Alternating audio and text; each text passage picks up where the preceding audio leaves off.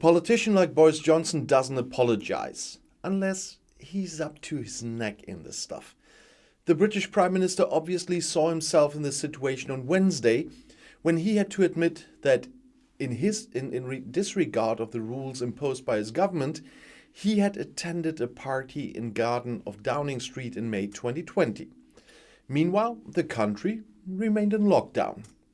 According to Johnson, he held the event, he thought it was a working meeting. Now he's someone who could be trusted to work in a boozy group. And it shows deeply that supporters say that as a resident of Downing Street, he at least complied with the rule that one should only leave his living area for an important reason. Boris Johnson's role model, Winston Churchill, once said, "Success doesn't last forever. Failure doesn't kill you. What counts is persistence to keep going." Well, Johnson does. He continues. The British Prime Minister has not resigned, and he's unlikely to resign, at least for the time being. On this Wednesday, however, he looks pale, sunken, and almost insecure. After apologizing for the recent Partygate scandal and everything that went wrong under me, Johnson is experiencing the toughest hour of his tenure in UK Parliament. There is hardly a member of the opposition who accepts his apology. The talk is now useless, attacks opposition leader Keir Starmer of the Labour Party and calls on Johnson to resign. Even the chairman of the Scottish Tories faction, Douglas Ross, is calling for Johnson's resignation. How, like often when the Johnson scandals boil, some MPs threaten behind the scenes with a vote of no confidence. The otherwise faithful newspaper, the Daily Telegraph, headlines, "Johnson is losing support in the party." And when they start to write that, It remains to be seen whether he can stop his trend after apologizing. It depends on how he wriggles out of the Partygate over the next few weeks. As summarized by the BBC's Ross Atkins, despite strict lockdowns, government officials on Downing Street met at least 5 times in 2020 for drinks and snacks, which were also attended several times by Johnson and his wife Carrie. While Johnson had always claimed that the meetings were work meetings in the vicinity of the office, the situation changed last Monday. An email was leaked to the ITV television network in which Johnson's private secretary Martin Reynolds invited about 100 employees to a garden party in Downing Street on May 20th in 2020. Reynolds wrote, "After the hard time at last, we think it would be nice if we took advantage of the nice weather and have a drink tonight in the garden of number 10, with distance rules. Come at 6 o'clock, bring your own alk." For the first time, the email provided written evidence that at least the party on May 20th in 2020 was not a work meeting, but a boozy get-together, which was most likely illegal under the corona rules that were in force at that time. Johnson and his wife attended.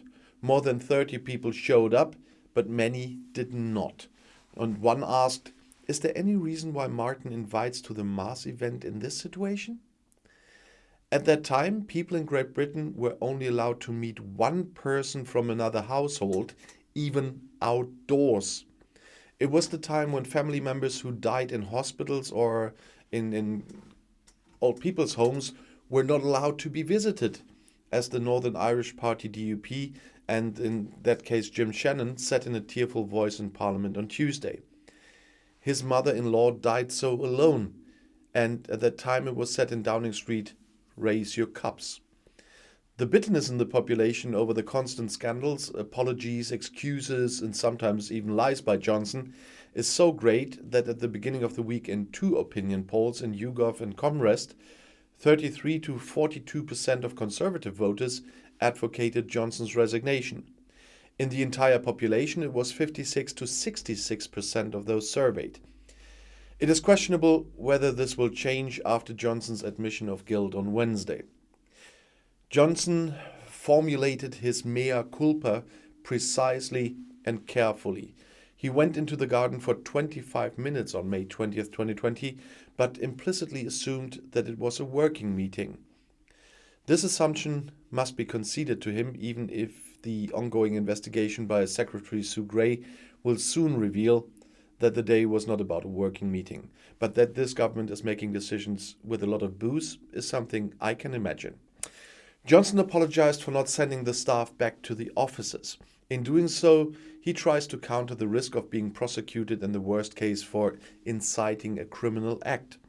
Johnson now hopes that the investigation of Gray, who is considered an impartial and tenacious woman, will drag on for a few weeks and that her wording, although harsh, will not be as dangerous to him as the opposition would like it to be. Police have indicated they won't investigate until Gray's report is finished. Of course, all of this is the short-term tactics with which Johnson, as so often, saves himself from day to day over his scandals. Deny, throw smoke candles, then only admit as much as necessary, sacrifice other people, and hope that after a few weeks and new messages, nobody thinks about Christmas parties anymore. This is exactly how he survived the scandal about his former lover, Jennifer Arcuri, and the corruption scandal with his party comrade Owen Paterson, for which Johnson even wanted to overturn the procedure for investigating bribes and corruption in Parliament. Yeah, I don't know. Not only that, just this week, the Queen's former private secretary, Lord Gede, called for more powers to single-handedly investigate government wrongdoing. So far, he needs the Prime Minister's approval for this. Gede had investigated inconsistencies in the renovation of Downing Street by Johnson and his wife Carrie, and somewhat prematurely acquitted Johnson of guilt. Key information was withheld from him by Johnson. They showed that, contrary to his claims, Johnson knew from the start that the renovation was paid for by a Tory donor, Lord Brownlow, and should have been reported by Johnson. What matters is what reaction the Conservative MPs now receive from their supporters in their constituencies and how much the pressure on Johnson within the party will increase. An important regional election is due in May. The Tories must expect losses. But how does it look in the long term? Johnson presented a strategy in Parliament. It is the success number of the quick exit from the corona pandemic. In 2020, Johnson talked his way out of his crises with a Brexit success, which is imaginary. Last year, it was the quick vaccination success. Now, it is the foreseeable end of the Omicron wave. We vaccinated the people faster than anyone else in Europe, and we therefore have one of the most open economies in Europe and the fastest growing economy in the G7 countries, said Johnson after his apology, and it still is a blatant lie. Well, the swing voters, which are important for the Tories and their majority, sit in the Northern England constituencies. The Conservatives must hold these constituencies if they are to win the next election in 2024. A large part of these swing voters sided with the Conservative Party in the 2019 election because of Boris. They had followed his promise to get Brexit done. The danger is that these voters will be disappointed and drop out.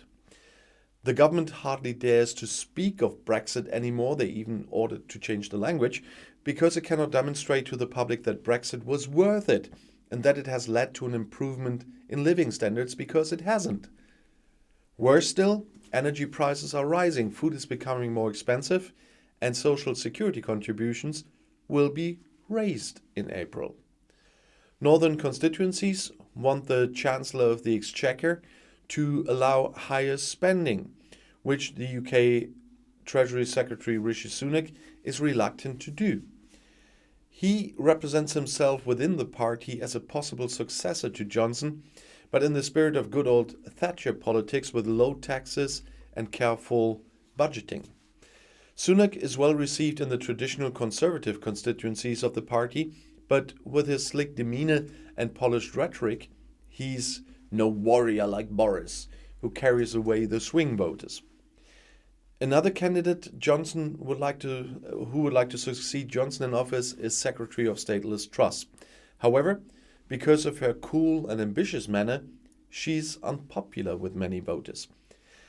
There's currently no movement in the Conservative Party like there was in the final stages of Prime Minister Theresa May's reign. A well-organized and nefarious group of power-hungry Tories that openly attacked the Prime Minister, as the Brexit hardliners did with May in 2019. The Brexit hardliners had already chosen their successor, Boris Johnson. He just had to be used with his Brexit policy. Now there's neither an obvious candidate nor a policy that will solve the tricky question of how to tie the new red constituencies and the old blue constituencies to the Tories if Brexit is the argument and Boris have had his day. Until that solution is there, the core of the Tories will not sacrifice Johnson. And I'll see you in my next video. Bis gleich.